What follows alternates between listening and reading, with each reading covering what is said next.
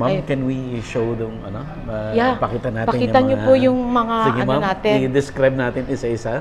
Opo.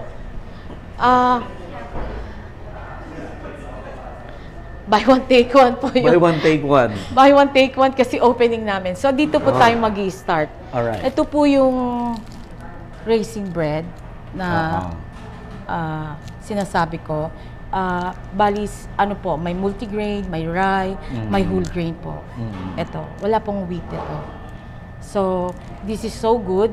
You have to, pag nabili nyo po sa akin, fresh po siya, and then i-freeze nyo po. Freezer. And then i-toast mo lang kahit nasa, kung wala kang oven toaster, wala kang oven, sa kawali lang, mas masarap pa. Lagyan mo ng konting butter or olive oil. Sisikain mo, lagyan mo ng gulay at saka garlic. I-saute mo lang yung gulay, itap mo dito. And then that's it. Mabigat po siya.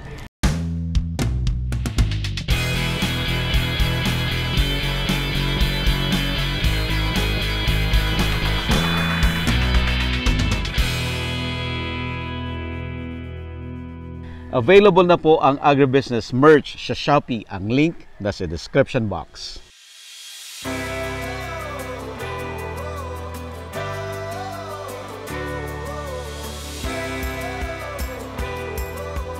So, meron din po akong Born. This is my first bread. Ginawa sa akin to ng ano. Born is a combination of 3 grains. Rye din, may whole grain, at saka multigrain, may barley red. So, ito po siya. So, ito naman po is apricot. Rye po yung base niya. Pero meron akong apricot, may cherry, may walnuts. Para naman may konting, iba-iba naman yung matitikman mo na ano. So, tapos ito po, instead of the wheat, full grain po. So, makikita mo yung mga endosperm nung grain. So, kung makikita mo, ang bigat po siya. Mabigat. Mabigat? Apo. Pag hindi nyo po freeze ito, masisira po ito agad. Masisira. So, kung yung mga nabibili natin na tinapay, kung gaano siya katagal sa labas, ganun din siya katagal sa tiyan natin. Kaya ito, madaling masira. So, paano pag matagal ang tinapay sa tiyan mo? Na-acid ka, umaakyat dun sa taas, nag-GERD ka. Yung gano'n, yung kahit gabi, yung mapapagising ka, dahil may acid na umakyat. So, yun po. Siyempre, ito naman po, may shibata tayo. May shibata white, ito, flour ito. Pero walang sugar. Pero mas maganda to kasi rye ito. No sugar. No sugar. Yan po. Yan yung apricot po, yung kanina. Meron siyang walnut, may cherry, meron po siyang iba-iba, may raisins, may dates. Ito naman is multigrain. Multigrain. Opo, yan yan.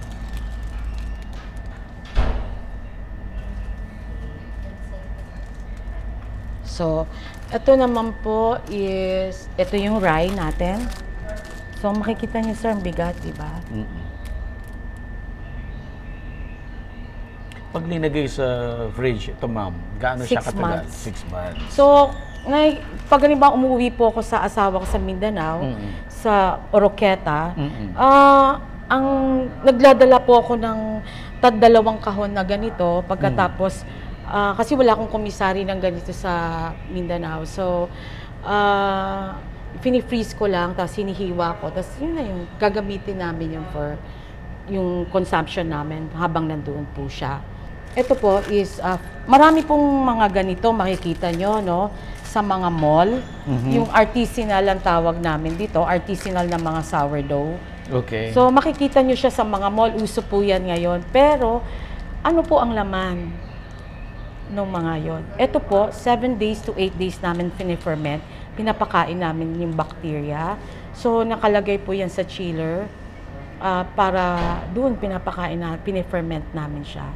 So, makikita mo, akala mo parang ube. Pero, pag sinamahan mo siya ng walnuts, yung fermentation niya, nagre-react siya sa walnuts.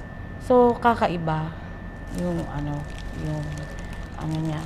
So may iba-iba po yan, olives. Maganda po ito. Pero sasabihin mo sa akin kung diabetic ka, meron akong FABA para sa mga G6PD, yung mga may problema sa dugo. Meron akong buckwheat, meron akong almond, meron akong brown rice na ginawa kong bread. Para ang gluten is gluten-free. Yan yung mga gluten-free. Meron akong chickpeas na sobrang sobrang healthy.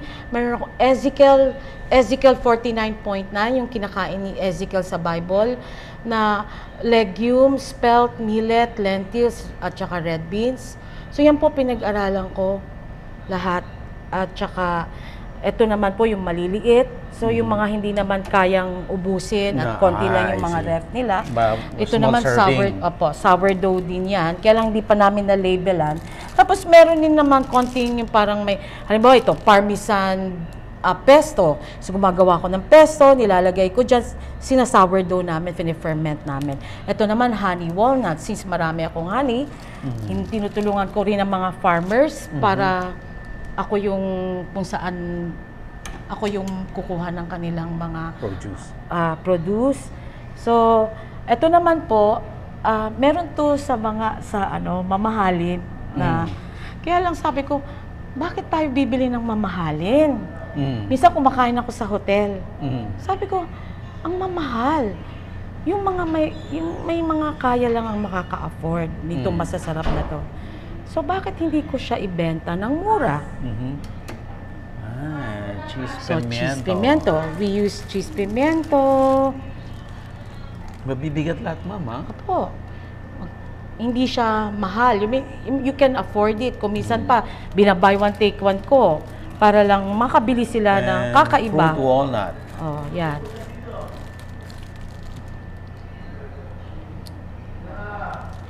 Meron din akong mga raisin bread, may ube. May ube. Yan. Ayan, azuki, yung red beans po ito. So, yan. Azuki. Raisin bread. Yung mga bread ko po, hindi po siya ordinary na shortening. I use butter. Mahal na butter.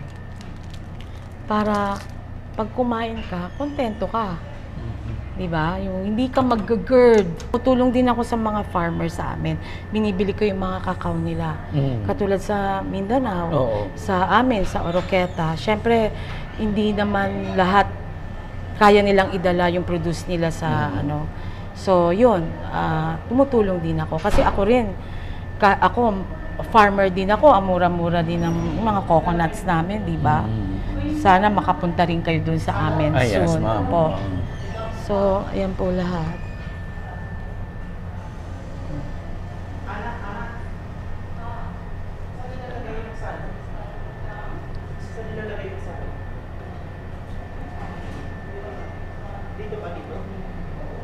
May mga sausages din po ako. Punta natin, ma'am. Bakit kayo nagkaroon ng sausages? Kasi may farm kayo ng garlic sausage. Garlic sausage. Fish tofu. Uy? Okay to. Garlic. May mga benta po kami. Yan, mga backwurst. Saan ba yung Hungaria natin? Ubus na. Ubus na. Nag-buy one, take one kami. Chicken. Yan, mga ganito po. Chicken ala cubana. Po. Garlic. Ito po, ma'am.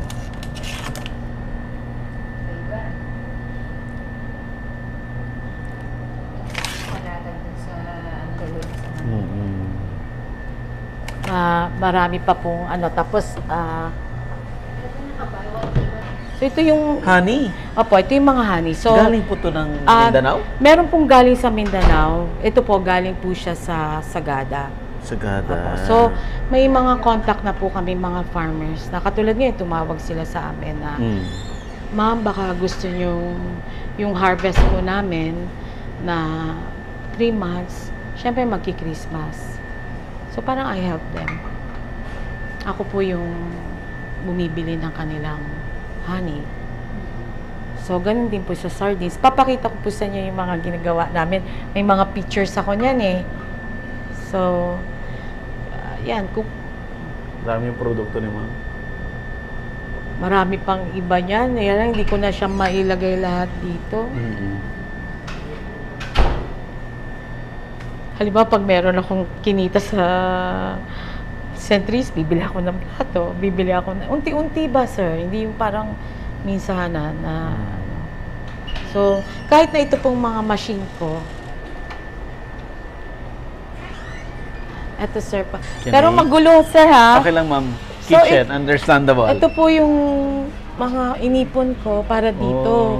So, hindi siya yung talagang dahan-dahan na inipon. Eto nga, kahapon lang dumating tong bread slicer ko eh. Kasi yung iba magpapa-slice, tapos yung proofer ko. So, unti-unti, mga tao po yan mga yan, galing pa ng, magkocross ka pa ng river. Dito? Kinuha ko sila kasi para makatulong. So, ito po yung mga breads namin. Kaya, gumawa ko, bakery lang sana eh. Gumawa na ako ng hot kitchen. Unti-unti. Bango? Super bango. Tapos ito, sir, tignan mo tong ano ko. Meron pa rito. Opo. Oh, nice. So, ginawan ko na lang siya ng ganito. So, sayang naman eh, di ba, sir? So, unti-unti. Ipakita mo kay Sofia, magugustuhan niya. Anong galing na kay Rita? So, ito po yun. Pero river po ito.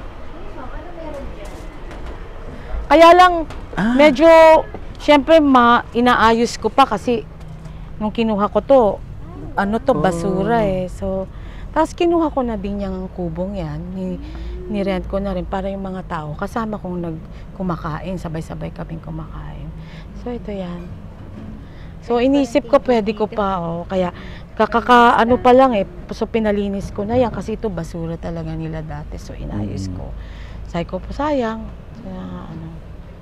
Sayang din na, diba, parang, kaya naglilinis kami kasi kakukuha ko lang to. Para hindi din mapalayo sa akin kung saan-saan sila matutulog.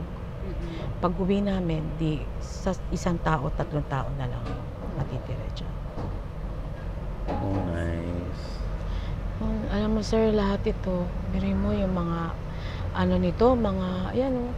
lahat yung mga SIM na yan. Isipin mo naman kung hard-earned money, hindi normal na may pera ka. So, kung kaya. Basta manalig ka lang, siya magbibigay. At saka walang imposible sa kanya. Sabi niya nga eh. Sabi ko, Lord, sabi mo walang imposible sa'yo. Then prove to me na walang imposible. Diba? Sabi naman ni God, challenge me. Sabi niya na kung talagang ibalik mo sa kanya yung salita niya. Na Lord, sabi mo, kapag umingi ang mahal mo sa buhay, ibibigay mo. And then, Lord, ibigay mo sa akin. Pangarap, nandito na to eh. Bigyan mo ako ng tao, Lord. Kundi, wala akong pambayad sa renta rito. Tapos dati na naming salamin to. Mga dati naming salamin. So, ginawa ko siyang komisari namin. Ay, yung mga stock area. So, konti-konti lang. Mga dati mong salamin, hiwa-hiwain mo na lang o i-ano mo na lang para unti-unti. So, dito tayo mamaya, mag-roast beef tayo. Maraming guests today tonight, ma'am? Marami rin po.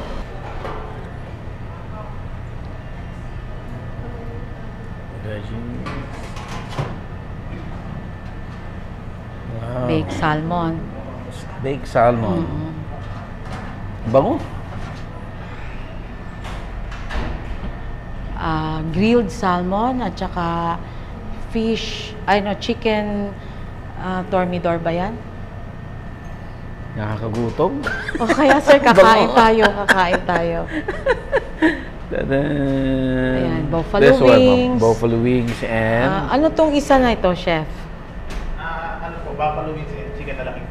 Chicken alaking. Tada! Po is char soup, pork po, tsaka po vegetable oglatin. Ito po yung vegetable oglatin. Vegetable oglatin, char soup, pork po.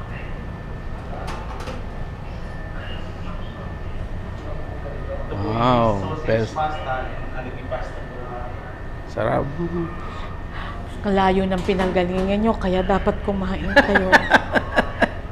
Tadan! Carbonara po, tsaka baked lasagna po. Wow. Ba't ang dami? Ang dami mong The prepare. sugar mommy eh. Diba? Tadan! Fried mozzarella, tsaka po baked cheese and mussel. No, ang sarap nun.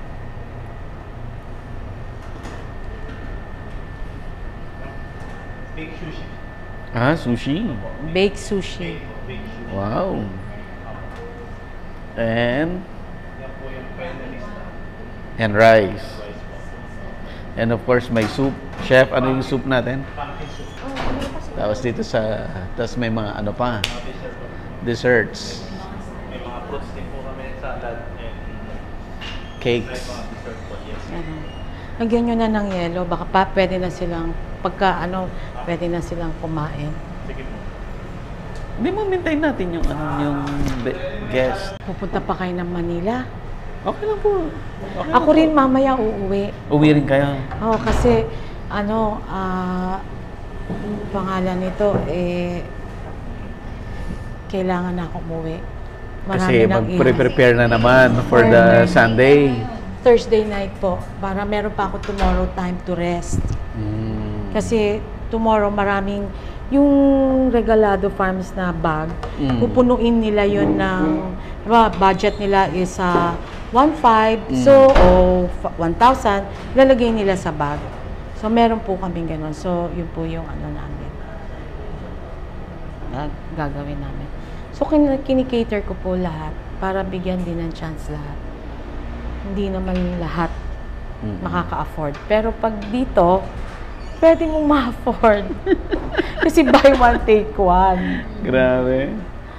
Kaya nga sabi ng mga tao, ma'am, katulad yan, pagkakain ako, halimbawa sa hotel, bakit ako lang makakain ng masarap? Pwede naman eh. So, gumagawa ako. Sabi nung, gawa tayo ng ng pudding na masarap. Bakit pa natin ma'am lalagyan ng, sauce na cream sauce? Sabi niya, kasi ganito yung kinakain ko sa hotel. So, ipasubok natin sa kanila na ganito kumain.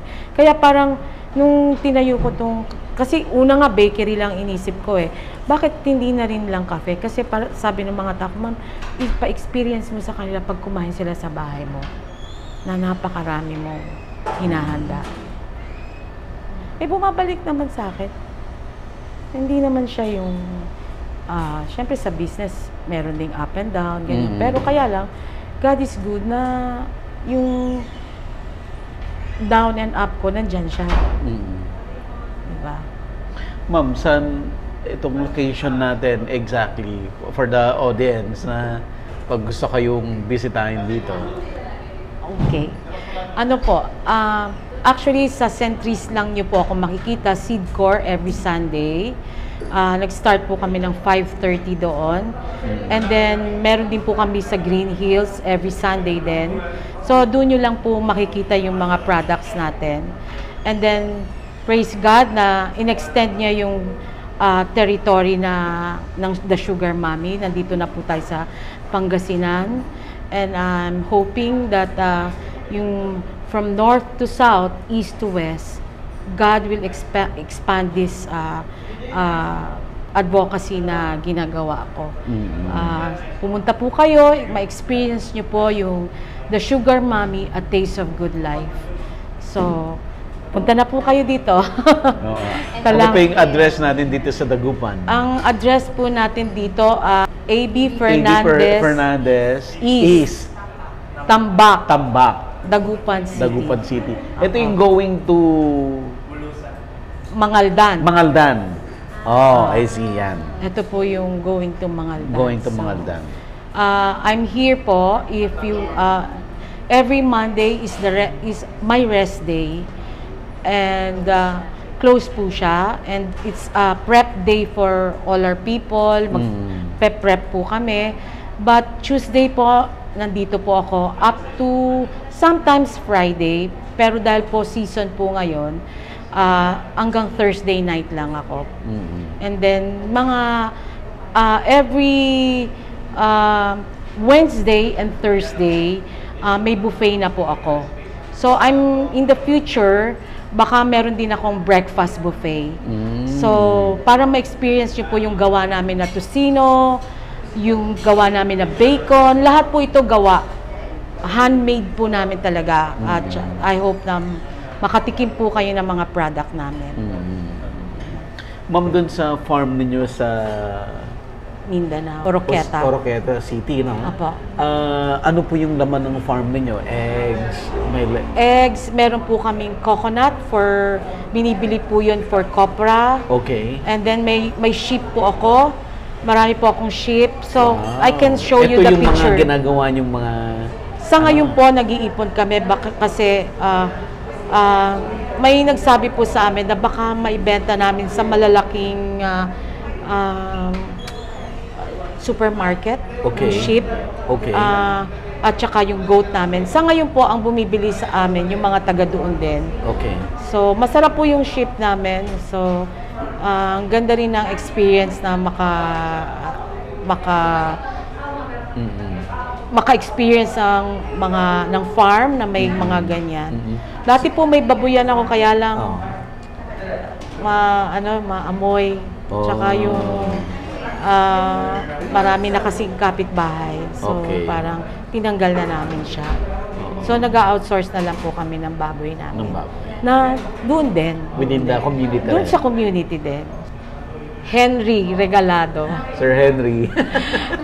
Pinikento ko kayo, Sir Buddy. I hope ma-experience nyo rin yung farm namin na mapunta doon. So, marami ding challenges sa kanya doon, lalo na wala ako. Pero, makakayanan niya yan. Pero si Sir Henry, taga doon talaga? Yeah. Pumunta siya doon. Businessman po kami dito sa North. Okay. Tapos, tinawag kami ng Diyos na pumunta ng Manila. And then, nung tinawag siya ng father niya, dating governor tsaka congressman yung father niya. Nung tinawag siya, ayaw niya talagang pumunta doon. Pero I think it's a calling. Okay. So, sabi ko sa kanya, wag niya nang i-resist yung wag niya nang i-resist yung calling ni God sa kanya. So, hindi naman siya yung talagang gusto kong magpolitiko o gusto kong mag-inde. Okay. So, parang iniisip niya, ito kaya will ni God. Okay. So, ganun. Yan So, nasa politics siya ngayon? Opo, nasa EA po siya ng mayor doon. Ano po, ma'am? EA, executive. Tapos na po siya sa 3 times councilor po siya. Oh, I see. So, still praying kung lalaban siya ulit or sabi ko, magpastor ka na lang. Kasi ang dami-dami mong sinesharan ng gospel, sabi ko sa kanya. Pero still, sobrang madasalin. So, yun, nandun po siya every Wednesday, sharing the gospel. Umuwi siya ng Manila madalas? Yeah. Mga anak ko, every time nandyan siya, lahat kami very excited to see him. Kasi iba rin yung wisdom niya eh. So, kahit na mabilis, hindi naman madalas. Ngayon, 2 months, sabi ko, uwi na siya eh. Sabi niya, December 24 pa uwi. Kasi marami pa raw siyang gagawin doon. Sobrang daming services po ang ginagawa niya to help the mayor at saka yung mga tao sa Oroqueta. Sabi niya, yun din ang advocacy niya doon. So, sana I hope makapunta kayo sa farm namin na magbakasyon lang. Hindi na yung magbakasyon lang. Kasi iba rin yung experience eh. Ako nga, I'm so blessed na nakapag-asawa ako ng taga doon. Kasi sabi nila land of promise. Hindi ko siya Hindi ko naisip yon, pero nung nandun ako, ibang klase rin yung experience ko. Na-lockdown ako ng 2 years doon. And then, na-experience ko nga, totoong lalo, promise, ang mura ng mga bilihin, ang presko ng mga isda. Lalo na doon sa amin sa Oroqueta, maliit lang na bayan, pero maliit lang na city, pero sobrang peaceful, sobrang mura ng mga bilihin. Ang sarap, pwede kang maglakad sa, ang ganda ng ginagawa ng... Ang Oroqueta, anong province to? Misamis Occidental. Misamis, okay. Pasyal po tayo doon, sabay tayo mamasyal doon. O kaya kukunin ko kayo, sabi ko, Sir Buddy, nandito ako, baka gusto mo pumunta.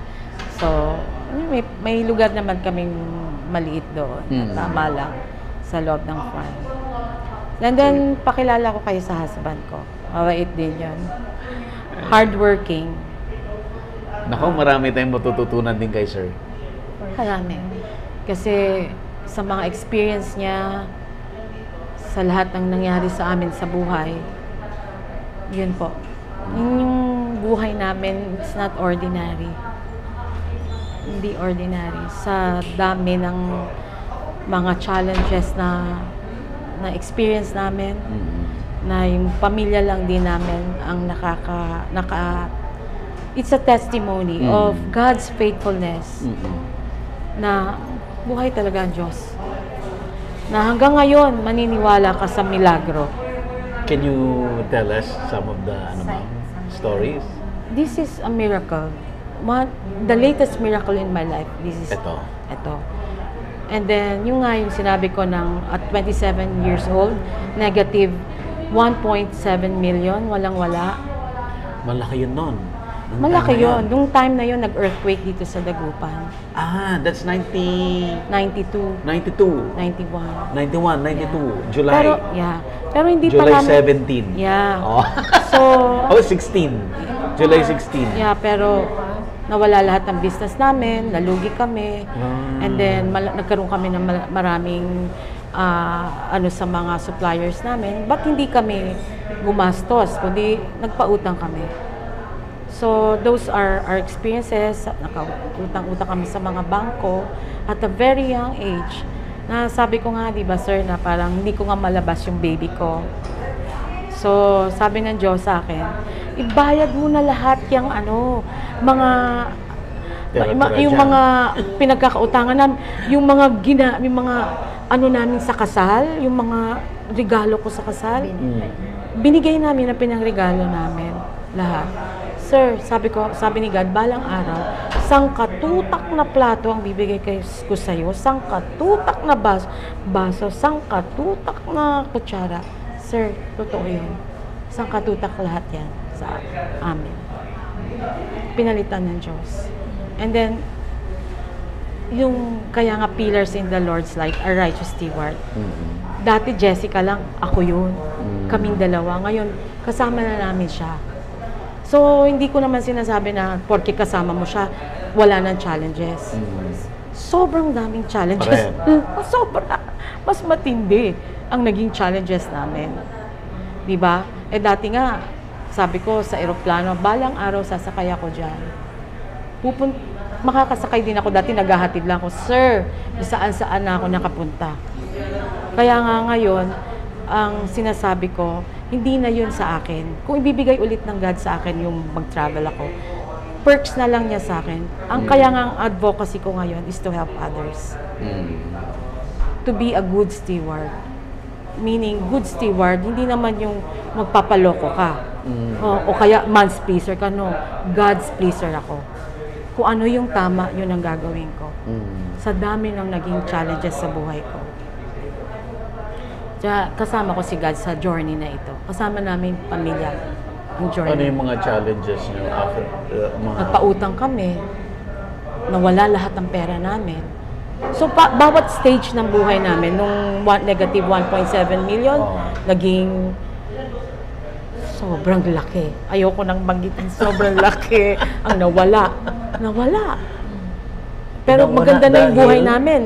Maganda na yung buhay namin. Niloko kami. Naging man's pleaser ulit kami. Nawala.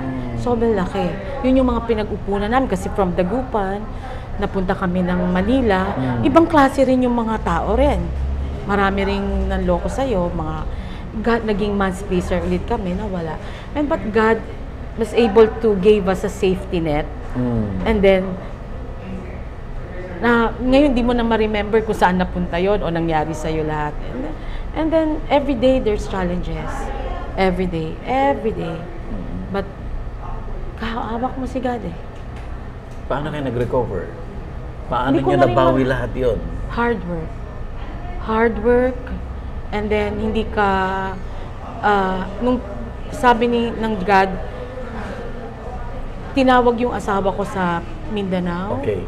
Na ayaw niya. Oh. Pero yun yung, sabi ng daddy niya, subukan mo lang mag-enter sa politics. Pagkatapos sabi ko, Han, pag nandiyan ka sa politics, kailangan magnegosyo tayo. Kasi wala tayong gagawin dyan. Anong gagawin natin? Oroqueta before is, hindi na, puro ano yan agricultural. So, sabi niya, Jing, wala na akong pera. Wala tayong pera. Unti-unti. So, nung tumakbo siya, bibili ako sa Sentry, magpunta ako sa Seedcore, magbebenta. Bili tayo ng pang t-shirt mo, o bili tayo ng ganyan. Sir, biruin mo, nanalo pa siya, kahit na hindi ka, yun lang ang yung pambili ko lang ng mga number 4 pa siya. And then, every time na maniwala ka, siya lang yung politiko nagdadasal na matalo. Kasi malayo siya sa akin. So every time na halimbawa ngayon, bukas ang election, uwi ako. Nandun kami sa boardwalk. Magdadasal kami. Ang dasal niya, sana matalo ako, Lord, para makauwi na ako sa pamilya ko. Pero nananalo. So sabi ko sa kanya, alam mo na ang calling mo ngayon. To serve people. To help Oroqueta. Ngayon, we have already Robinsons in Oroqueta. Marami ng mga business na naitayo doon. Oroqueta is so blessed because there's a Joseph there helping our government. The governor, the mayor, and Oroqueta and buong Misamis is so blessed. Because there's a Joseph. And I believe that. He is a Joseph there. He's a blessing. Not for politics' sake, but he's really a blessing.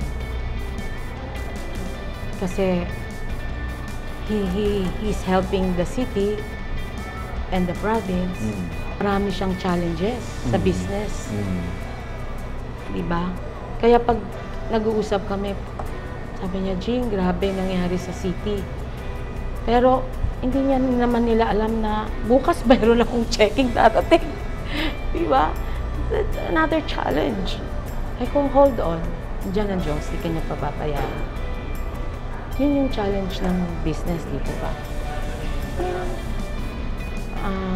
Yun talaga yung binigay na calling sa atin eh. So, gawin natin yung dapat natin gawin.